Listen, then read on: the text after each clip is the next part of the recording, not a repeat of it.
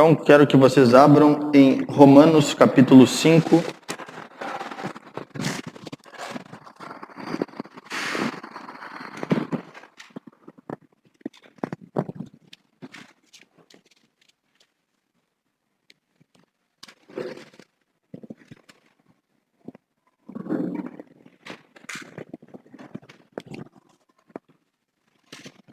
Uma luzinha aqui. Tem uma luzinha aqui. Romanos capítulo 5, a partir do verso 12, diz assim: Pelo que, como por um homem entrou o pecado no mundo, e pelo pecado a morte, assim também a morte passou a todos os homens, por isso que todos pecaram. Porque até a lei estava o pecado no mundo, mas o pecado não é imputado não havendo lei. No entanto, a morte reinou desde Adão até Moisés, até sobre aqueles que não pecaram à semelhança da transgressão de Adão, o qual é a figura daquele que havia de vir. Mas não é assim o dom gratuito como a ofensa. Porque se pela ofensa de um morreram muitos, muito mais a graça de Deus e o dom pela graça que é de um só homem, Jesus Cristo, abundou sobre muitos. E não foi assim o dom como a ofensa por um só que pecou, porque o juízo veio de uma só ofensa, na verdade, para a condenação, mas o dom gratuito veio de muitas ofensas para a justificação. Porque se pela ofensa de um só a morte reinou por esse, muito mais os que recebem a abundância da graça e do dom da justiça reinarão em vida por um só, Jesus Cristo.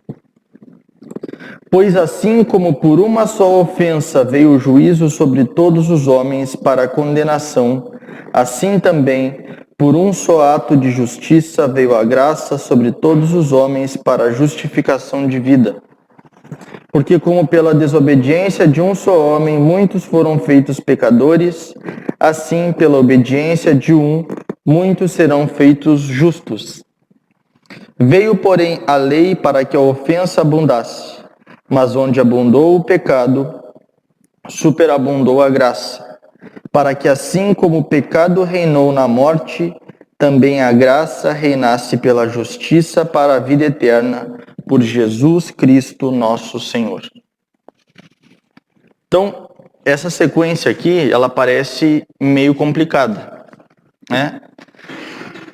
Essa é um trecho difícil da carta aos Romanos, mas vamos dizer que esse é um trecho talvez mais fundamental da carta aos Romanos. Aqui nesse trecho, nessa sequência, o apóstolo Paulo está falando sobre um grande tema. E ele já vem falando isso há um certo tempo já. E o grande tema que ele vem tratando é a justificação pela fé. Então, o que ele está fazendo até agora é ensinar e ilustrar como o homem é justificado. E o que é ser justificado? Como o homem, então, é visto aos olhos de Deus. Como o homem é salvo. Então, ele já falou que todos os homens merecem o inferno e que todos os homens merecem o inferno porque transgridem as leis de Deus. E ele já mostrou também que é impossível para o homem cumprir a lei de Deus e alcançar perdão pelos seus pecados, a não ser pela fé em Jesus Cristo. E aqui, hoje, nós vamos ver dois conceitos extremamente importantes para nós compreendermos a justificação. Embora a gente já tenha falado desses, hoje eu queria chamar eles a atenção e dar nome para eles. Um desses conceitos é o conceito de representatividade e o outro é o conceito de imputação. E eu vou estar explicando isso no decorrer aqui do ensino. Então, a forma como nós cremos, a gente pode ver aqui em 2 versos que o apóstolo Paulo ele apresenta 2 figuras como representantes. A primeira figura é Adão. E Adão é aquele Adão de Gênesis. Ele diz que esse Adão, então, por causa dele, o pecado entrou no mundo e afetou todos os homens. Ele diz isso no verso 12, pelo que como por um homem entrou o pecado no mundo e pelo pecado a morte. E ele diz no verso 14, então, no entanto a morte reinou desde Adão até Moisés. E ele diz o que? A semelhança da transgressão de Adão, o qual é a figura daquele que havia de vir. Então a primeira pessoa que ele está tratando aqui é a pessoa de Adão. E ele está dizendo que Adão, por causa dele, o pecado entrou no mundo e afetou todos os homens. E a segunda pessoa que ele está tratando aqui é Jesus Cristo. E ele está dizendo que por causa da justiça de Jesus, muitos foram feitos justos. O conceito que a gente tem aqui, então, é de representatividade. O conceito que a gente tem aqui é um conceito de aliança, é um conceito de pacto. E dentro da teologia a gente vai chamar essa posição de federalismo, ou federalista, onde a gente crê que uma figura diante de Deus, ela representa um grupo de pessoas. E biblicamente, então, a humanidade ela é dividida em 2 grupos. Aqueles que são representados por Adão e aqueles que são representados por Jesus Cristo. Todos nascem em Adão. E alguns continuam em Adão por toda a sua vida e outros não. Outros passam para que o apóstolo Paulo vai chamar em outro lugar de segundo Adão, ou de último Adão. E ele está falando aqui, nessa sequência de versos, de 2 sequências lógicas, aonde uma necessariamente leva a outra. A primeira sequência lógica é pecado, condenação e morte. Aonde entrou o pecado, entrou a condenação de Deus para esse pecado, e essa condenação leva à morte. E isso nós temos por causa do primeiro homem descrito aqui, que é Adão. E o segundo conjunto que ele está falando aqui é de justiça, justificação e vida. Aonde a justiça vem por causa da segunda figura descrita aqui, que é Jesus Cristo. Jesus Cristo, então, é aquele que traz justiça, enquanto Adão é aquele que proporciona o pecado. E o pecado proporcionado por Adão, então, ele conduz à condenação de Deus e conduz à morte. E a justiça trazida por Cristo, ela leva à justificação, e essa justificação, ela conduz o indivíduo à vida e vida eterna. Então aqui nós vamos confrontar o primeiro homem com o segundo homem. Percebam que ele fala então aqui no verso 12. Pelo que como por um homem entrou o pecado no mundo, e pelo pecado a morte, assim também a morte passou a todos os homens, por isso que todos pecaram. O que está em pauta aqui é o que nós chamamos de pecado original. Pecado cometido por Adão, aquela transgressão que ele cometeu lá no Jardim do Éden. Nenhum de nós é culpado do pecado específico de Adão, mas nós carregamos as consequências do pecado de Adão. E a consequência do pecado que Adão fez lá no Jardim do Éden, como representante da raça humana, ou seja, como nosso pai, aonde o que afetou ele, afetou toda a sua descendência, é que o pecado dele trouxe a condenação de Deus. E a condenação justa pelo pecado de Adão é a morte. O apóstolo Paulo já falou isso aqui em Romanos, porque o salário do pecado é a morte. Então, por causa do pecado de Adão, é que a morte entrou no mundo. Agostinho quando ele está falando a respeito do pecado original, ele vai dizer que Adão tinha alguns dons que nós não temos. Adão, ele não foi criado no pecado. Então, Adão, ele tinha a capacidade ou o dom de não pecar ou de pecar. E ele tinha a capacidade de não morrer ou de morrer. O efeito que o pecado de Adão trouxe para nós é que agora a única coisa que nós podemos fazer, ou a única capacidade que o ser humano tem é de pecar. E a única escolha que ele tem então agora é de morrer. E a prova disso que o apóstolo está mostrando aqui é que a morte, ela é universal. Não a igreja universal, né? Embora lá produza a morte, né? Mas então, ele está dizendo que a morte, ela passou a todos os indivíduos. E o que produz a morte? Qual é o aguilhão da morte? Aquilo que produz, que faz com que a morte aconteça. Pela revelação de Deus, nós sabemos que o aguilhão da morte, ou aquilo que produz a morte, é o pecado. Então, quando nós analisamos no mundo que a morte ela é universal, ou seja, que ninguém escapa dos efeitos dessa morte, nós sabemos então que o pecado também é universal.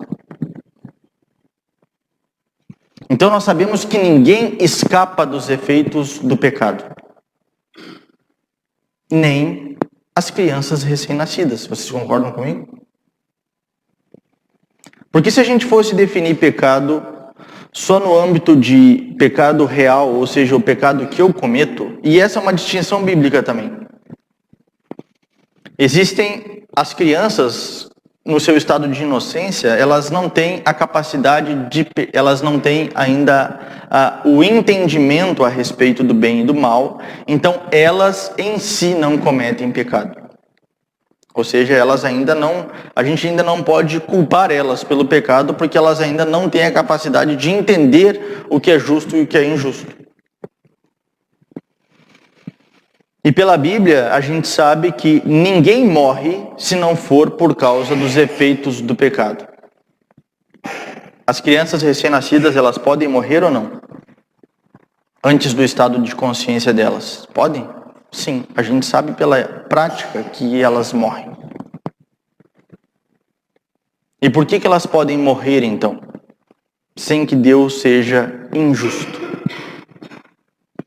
Elas podem morrer sem que Deus seja injusto, justamente por isso que o apóstolo Paulo está falando aqui. Porque o pecado passou a todos os homens. Mesmo aquela criança recém-nascida, aquela criança no útero da sua mãe, ela já é formada no pecado. Porque o pecado que Adão cometeu no jardim do Éden, ele afetou a essência de quem nós somos. Ele nos corrompeu por completo.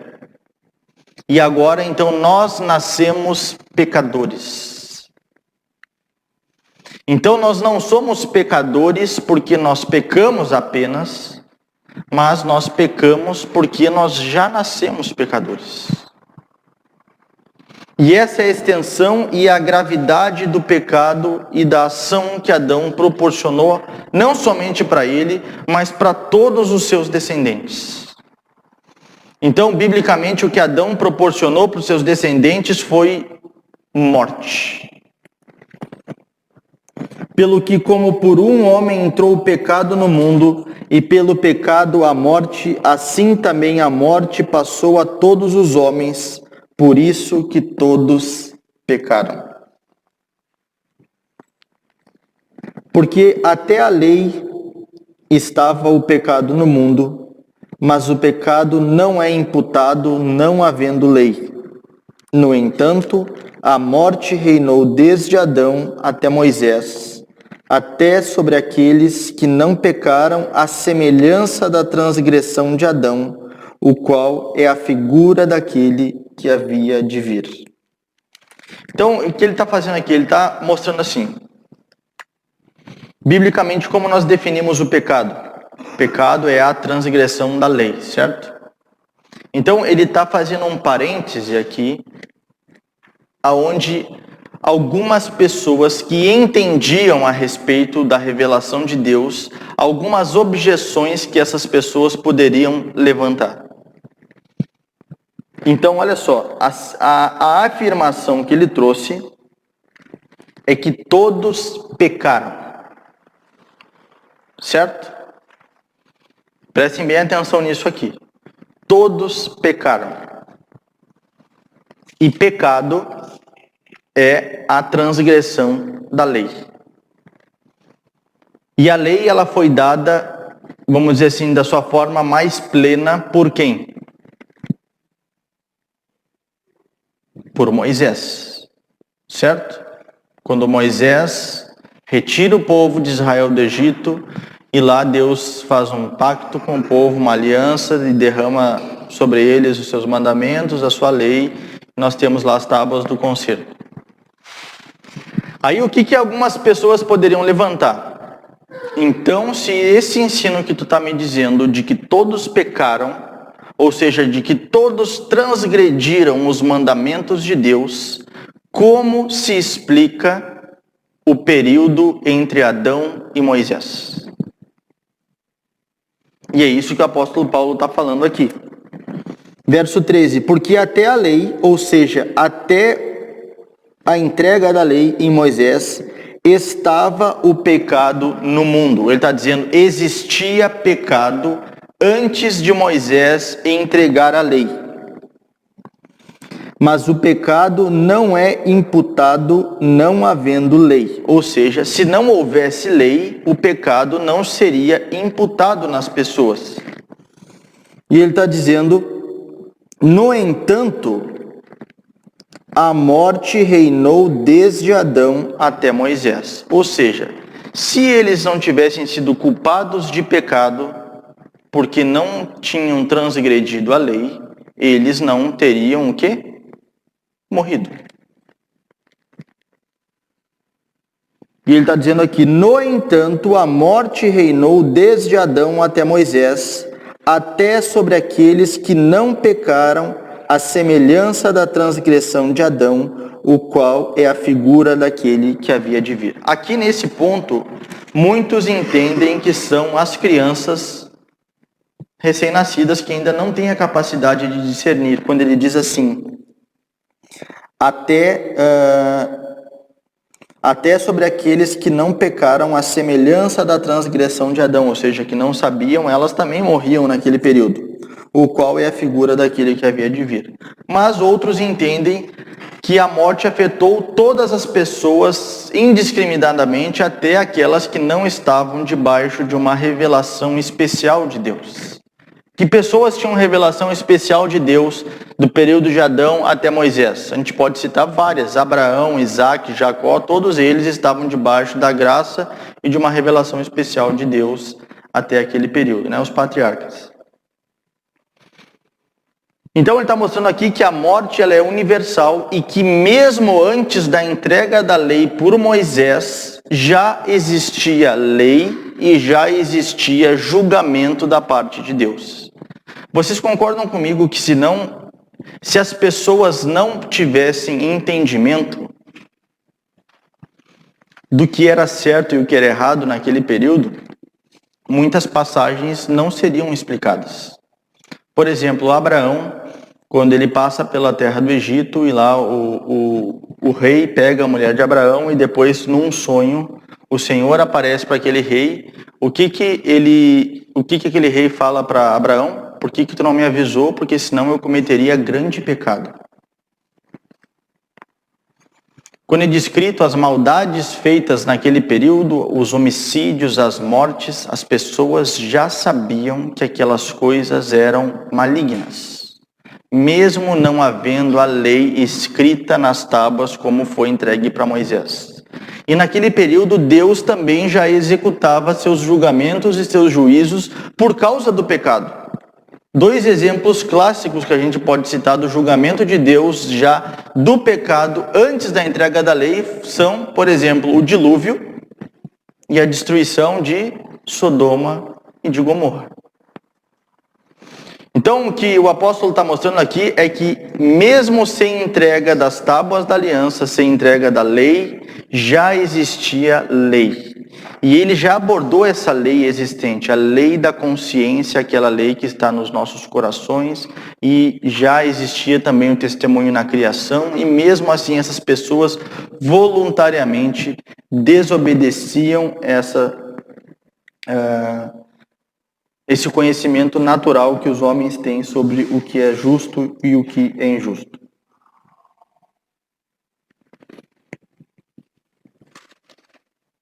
E ele vai falar então agora, a partir desse verso, ele vai abrir um parênteses aqui, ele só vai retomar lá no final. Que a pergunta que deveria surgir então é a seguinte: se antes da entrega da lei já existia lei, ou seja, se antes de Moisés entregar as tábuas dos mandamentos, a gente pode afirmar que já existia lei, que as pessoas já tinham conhecimento do pecado, por que então as tábuas foram entregues? Esse é um questionamento que naturalmente se levantaria. Então, por que foi entregue se antes disso as pessoas já eram culpadas pela transgressão da lei de Deus e pelo mandamento de Deus? Mas a gente vai abordar isso mais à frente, quando ele vai retomar esse assunto. Eu só quero que vocês prestem atenção no final do verso 14, quando ele diz assim: no entanto, a morte reinou desde Adão até Moisés, até sobre aqueles que não pecaram, à semelhança da transgressão de Adão, o qual é a figura daquele que havia de vir. Então aqui ele está fazendo um paralelo entre Adão e Jesus. Ele vai dar um nome depois específico. Quem é aquele que haveria de vir? Jesus. Ele vai dizer o nome dele depois. E ele está dizendo o que então? Que Adão é um tipo de Cristo. Ou seja, Adão também é uma figura daquele que havia de vir. Porque os efeitos daquilo que Adão fez se estendem por toda a raça humana, assim como os efeitos daquilo que Jesus fez não se estendem somente a ele, mas a todos aqueles que creem. Que é o que ele continua dizendo a partir do verso 15. Ele diz assim: mas não é assim o dom gratuito como a ofensa, porque se pela ofensa de um morreram muitos, muito mais a graça de Deus e o dom pela graça, que é de um só homem, Jesus Cristo, abundou sobre muitos. Aqui ele vai começar a falar sobre a glória da graça de Deus. Porque até agora nós temos visto a profundidade do pecado e a severidade que o pecado produz, aonde Deus julga e condena esse pecado. Então é como se o mundo tivesse todo em trevas, envolto por esse pecado, e agora começa a transparecer raios de luz no meio dessas trevas, aonde essa graça de Deus, aonde esses raios de luz, eles são mais fortes do que essas trevas. E ele vai mostrar que por mais perverso que seja o coração de um homem, ou as atitudes que aquele homem comete, a graça de Deus pode e é mais forte do que essas trevas para purificar ele, para salvar ele e para redimir esse homem dos seus pecados. Então ele diz: assim como os efeitos do pecado de Adão são certos em produzir morte e destruição, e eles se espalham a todos os seus descendentes, o apóstolo Paulo está dizendo: da mesma forma como vocês veem a morte ocorrendo todos os dias, e essa é uma prova de que essas pessoas são pecadores e de que Deus exerce justiça, vocês devem ter certeza que a graça de Deus igualmente é poderosa para produzir vida. Ele diz então: não é assim o dom gratuito como a ofensa, porque se pela ofensa de um morreram muitos, muito mais a graça de Deus e o dom pela graça que é de um só homem, Jesus Cristo, abundou sobre muitos. Verso 16. E não foi assim o dom como ofensa por um só que pecou, porque o juízo veio de uma só ofensa, na verdade, para a condenação, mas o dom gratuito veio de muitas ofensas para a justificação. Ele está dizendo aqui que a destruição produzida em toda a raça humana, ela foi produzida por um só ato. Um só ato de rebelião de Adão produziu a queda e a destruição e as tragédias e os infortúnios que nós temos desde aquele período até o fim do mundo. Para vocês verem a gravidade e a seriedade, então, um só ato de injustiça provocou tudo isso. Só que o que ele está fazendo aqui é comparar a destruição causada por Adão com a graça proporcionada por Jesus Cristo. Porque ele está dizendo que a graça que Jesus Cristo traz, ela é maior do que a ofensa de todas essas pessoas. Percebam aqui a comparação com um ato que ele faz com muitos atos. Verso 16. E não foi assim o dom como a ofensa, por um só que pecou, porque o juízo veio de uma só ofensa, na verdade para a condenação. Mas o dom gratuito veio de muitas ofensas para justificação. O dom gratuito que Deus dá, ele é derramado sobre multidão de pecados. Porque nós, diferente ali do relato de Gênesis em Adão, nós não cometemos apenas um pecado. Nós não somos culpados apenas de uma transgressão. Nós somos culpados de inumerável número de transgressões e de pecados, porque nós pecamos diariamente. E nós não cometemos só um pecado diariamente. Quantos pecados e afrontas nós fazemos a Deus todos os dias? E aqui o apóstolo está mostrando que a graça proporcionada por Jesus Cristo, ela cobre essa multidão de pecados.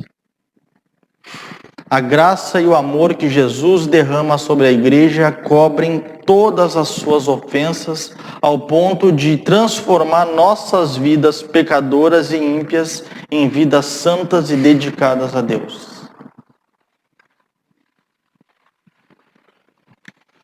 E além disso, com isso, nós aprendemos que esse único sacrifício de Jesus é suficiente para expiar os pecados da nossa vida toda. E é por isso que todas as vezes que nós, depois de sermos batizados, depois de conhecermos a graça de Deus, depois de havermos sido reconciliados, quando nós pecamos ainda deliberadamente, onde naturalmente nós seríamos condenáveis ao inferno, esse mesmo sacrifício e essa mesma graça de Jesus, ela cobre os nossos pecados. E é por isso que quando nós nos curvamos a Deus e solicitamos perdão pelos nossos pecados, nós não apresentamos uma nova obra.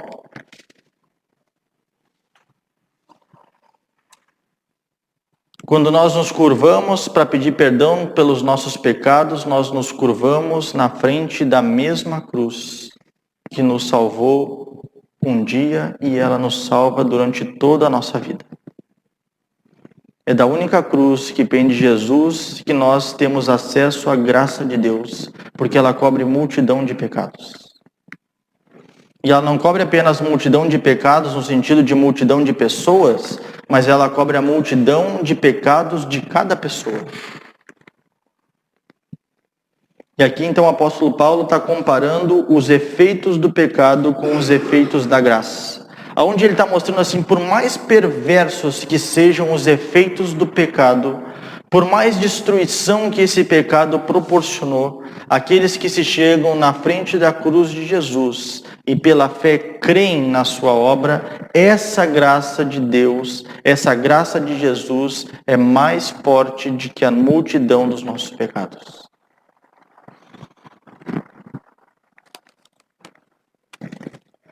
E ele diz isso então, que isso gera contentamento e alegria e certeza da nossa nova vida, no verso 17. Porque se pela ofensa de um só a morte reinou por esse, muito mais os que recebem a abundância da graça e do dom da justiça reinarão em vida por um só, Jesus Cristo.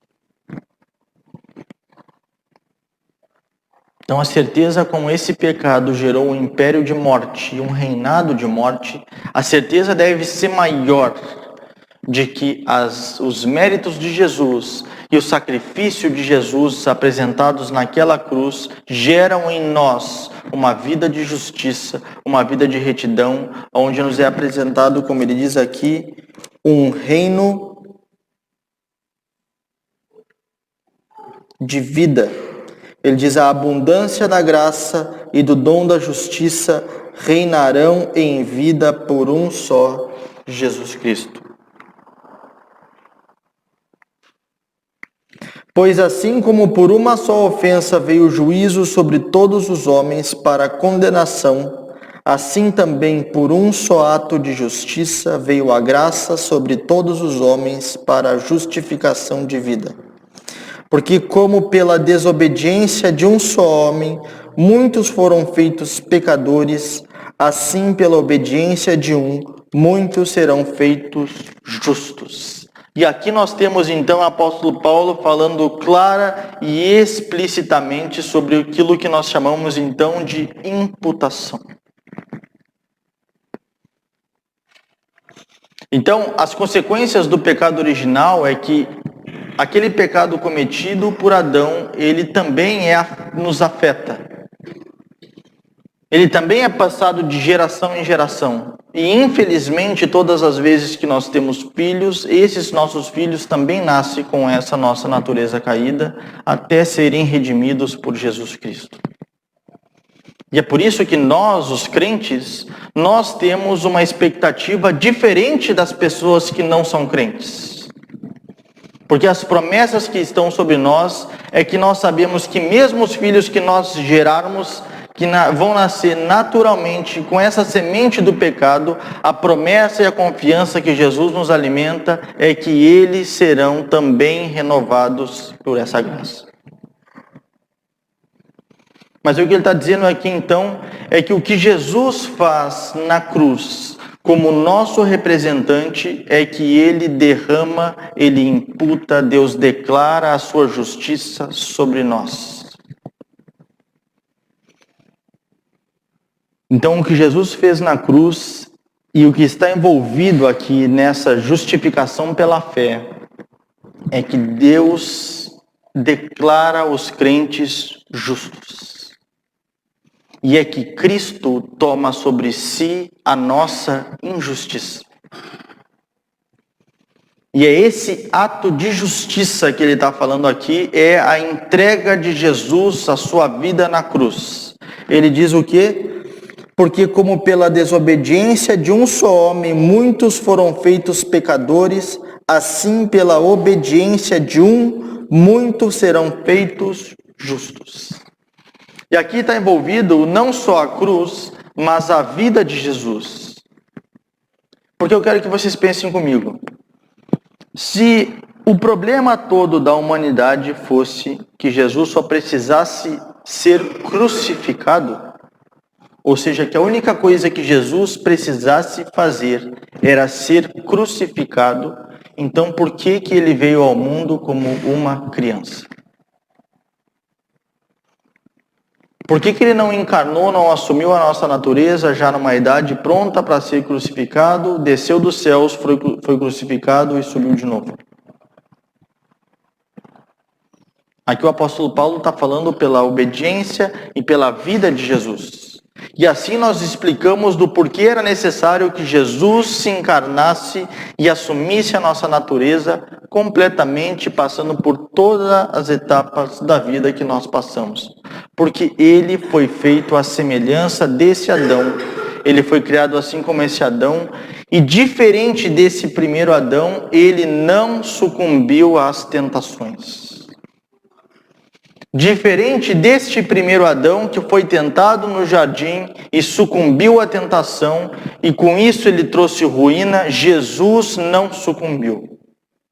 Jesus viveu uma vida completa e perfeita em obediência a Deus.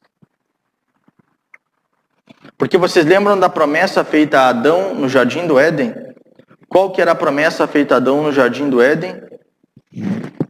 Ele teria acesso à imortalidade, contando que ele não comesse do fruto proibido. A partir do momento em que ele comesse daquele fruto proibido, ele entraria num estado de morte. O que Jesus fez então foi vencer aquilo que Adão falhou. Jesus obedeceu plenamente à vontade de Deus e Jesus então adquiriu justiça. Não que ele já não fosse justo, porque ele é Deus e o Filho de Deus, então naturalmente ele era justo. Mas ele então, como mediador e assumindo a nossa natureza, ele adquire justiça porque ele vive uma vida de perfeita obediência a Deus. Então ele vivendo essa vida, ele se entrega na cruz do Calvário, e quando ele se entrega na cruz, ele morre e entrega a sua vida pela sua igreja como alguém que é considerado por Deus justo e não merecendo a morte.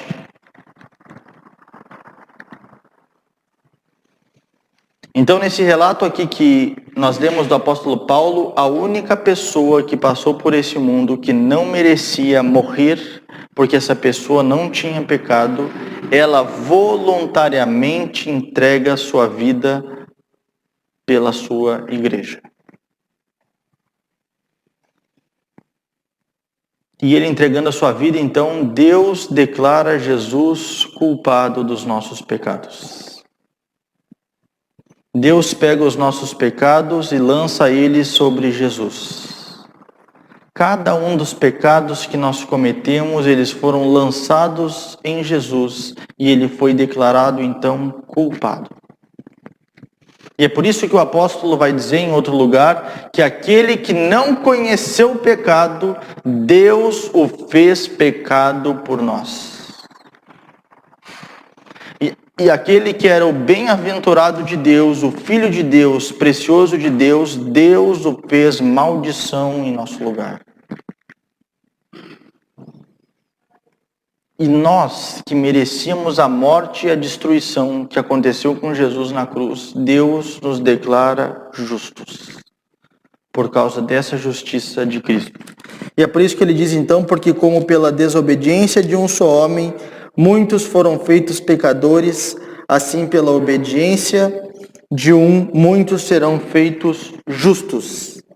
Veio, porém, a lei para que a ofensa abundasse, mas onde o pecado abundou, superabundou a graça. E aqui se fecha o parênteses, então, e aqui o apóstolo Paulo explica, então, por que houve a lei. É óbvio que aqui não são todos os objetivos da lei, mas nesse contexto de salvação e de justificação, o objetivo que a lei trouxe é que ela confirmou que nós éramos pecadores. Ele vai dizer então que a lei que é perfeita, boa e santa, quando ela é lançada sobre homens caídos, pecadores e perversos, que não têm a ajuda de Deus, ela não produz o bem. Porque é alguém maligno que somos nós, tentando nos confirmar a algo que é perfeito e bom. E sabe o que acontece? Isso que ele acabou de descrever aqui. Quando alguém, sem auxílio do Espírito Santo, tenta se conformar à lei de Deus, o que a lei produz não é santidade. Porque é o Espírito que produz santidade. quando nós, na nossa própria força, tentamos nos conformar a essa lei, ela apenas avulta ou salienta e estimula o pecado.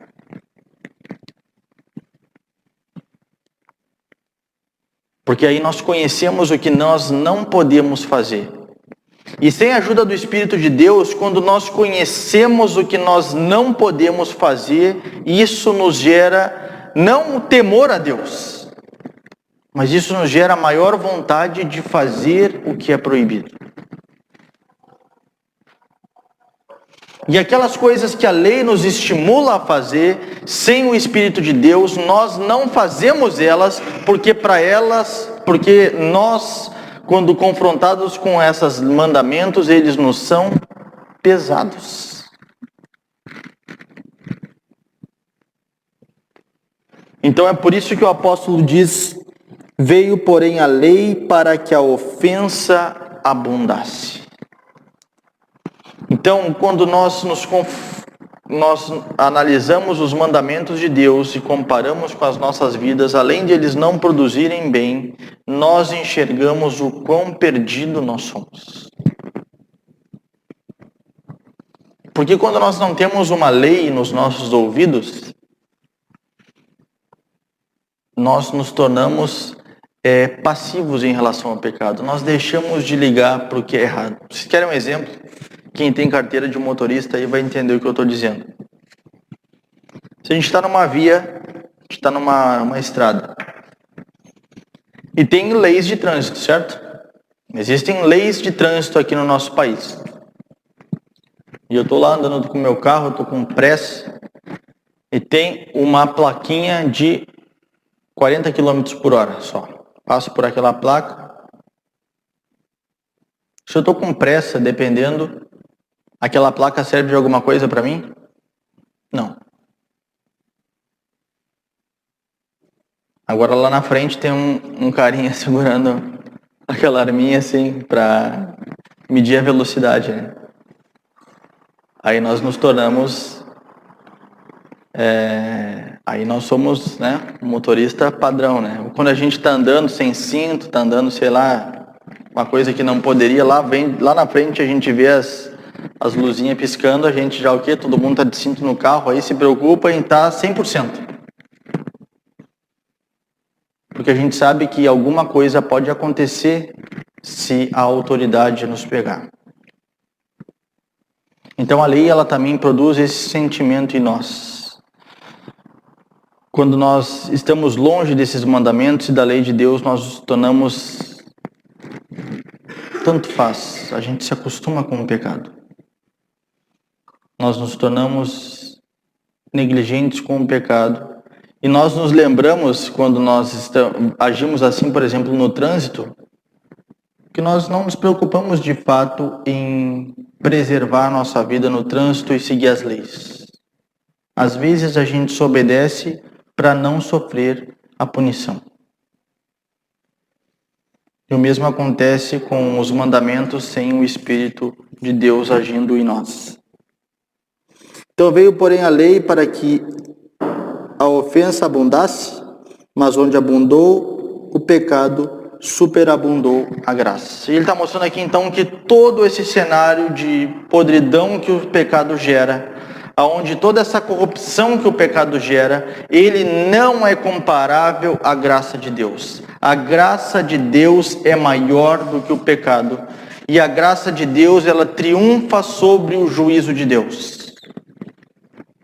Porque todos nós merecíamos o juízo de Deus, sem exceção. Todos nós merecíamos encarar o Senhor e ser condenados por Ele a uma eternidade de sofrimento, porque nós pecamos e afrontamos Ele todo dia. Porque a lei de Deus mostra que em nós abunda o pecado. Porque a lei de Deus nos mostra que nós somos pecadores e transgredimos os mandamentos de Deus todos os dias. Mas nós que cremos em Jesus, nós que depositamos a nossa confiança em Jesus, nós não vamos encarar esse juízo porque em nós, mesmo tendo abundado o pecado, superabundou a graça de Deus. Que nós, mesmo sendo pecadores, Deus foi rico em misericórdia, nos amou e derramou a sua graça sobre nós. É isso que o apóstolo diz então no último verso, para que assim como o pecado reinasse pela ofensa para a vida eterna, para que assim como o pecado reinou na morte, também a graça reinasse pela justiça para a vida eterna por Jesus Cristo, nosso Senhor.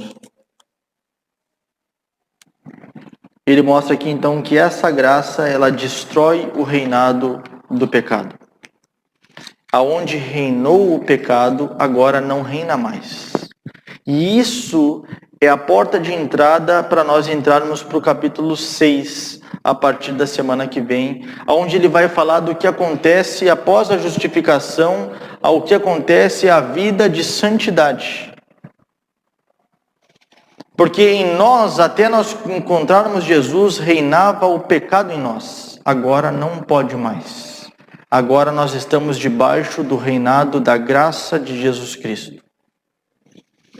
Então, irmãos, essa é a comparação e a imputação da graça que nós encontramos em Cristo Jesus. Onde Jesus ele se coloca como o nosso representante. E ele pagou o preço dos nossos pecados para que nós fôssemos justificados pela sua justiça. Que nós sejamos gratos a esse Salvador, que nós tenhamos confiança nessa graça que ele tem derramado sobre nós, que nós não duvidemos da novidade de vida e que nós busquemos então andar nessa novidade de vida. Que a gente tem que saber que aonde reinou o pecado nas nossas vidas, ele não pode reinar mais. Que agora nós estamos debaixo dessa graça de Deus. Vamos orar. Senhor Jesus, somos gratos a Ti pela Tua graça e misericórdia que o Senhor tem derramado sobre nós. Somos gratos a Ti porque o Senhor é rico em misericórdia, Senhor. Somos gratos a Ti porque essa misericórdia e essa graça tem abundado e superabundado nas nossas vidas. Te agradecemos a Ti, Senhor, Salvador do mundo e Rei da Igreja e do Universo, porque o Senhor tem derramado ela sobre a Tua Igreja. Te agradecemos, Senhor, porque nós não éramos dignos e nem merecedores desse grande amor, mas o Senhor tem derramado ele sobre nós. Nos ajuda, Senhor, a viver nessa novidade de vida. Nos ajuda, Senhor, a sermos realmente gratos a Ti, Senhor, e não ingratos à Tua graça. Nos ajuda, Senhor, a respondermos a Tua graça e a Tua misericórdia com um coração piedoso, Senhor, com uma vida em temor e tremor a Ti. Pedimos a Tua ajuda, Senhor, no nome de Jesus. Amém.